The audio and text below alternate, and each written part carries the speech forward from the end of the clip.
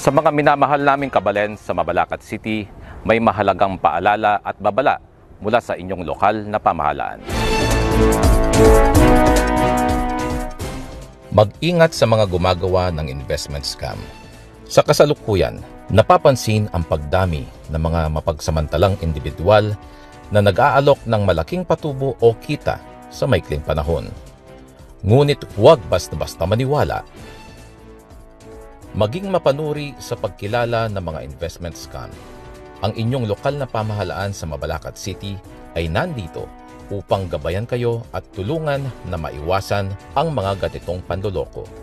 Sa ilalim ng pamumuno ni Mayor Chris Garbo, may iba't ibang programa ang inyong lokal na pamahalaan na naglalayong makapagbigay ng hanap buhay para sa ating mga kababayan.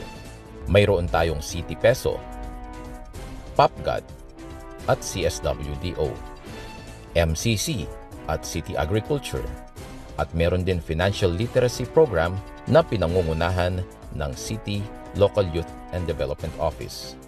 At marami pang ibang programa na makakatulong sa ating mga kabalen.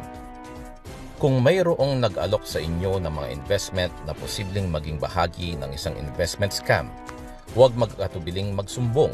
Maaari kayong magbigay impormasyon sa Mabalacat City Police o sa Mayor's Office. Ang inyong lokal na pamahalaan ay nandito upang protektahan ang inyong kapakanan at siguraduhin ang inyong mga pinansyal na interes ay ligtas at nasa tamang mga kamay.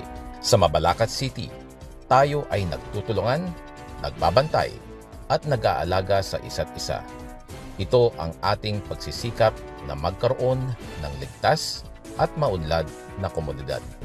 Sa ngalan ng Mabalacat City Government sa pamumuno ni Mayor Chris Garbo, ito po ang inyong City Information Office na nagsasabing, ingat po tayong lahat at magtulungan tayo para sa isang ligtas at mapayapang Mabalacat City.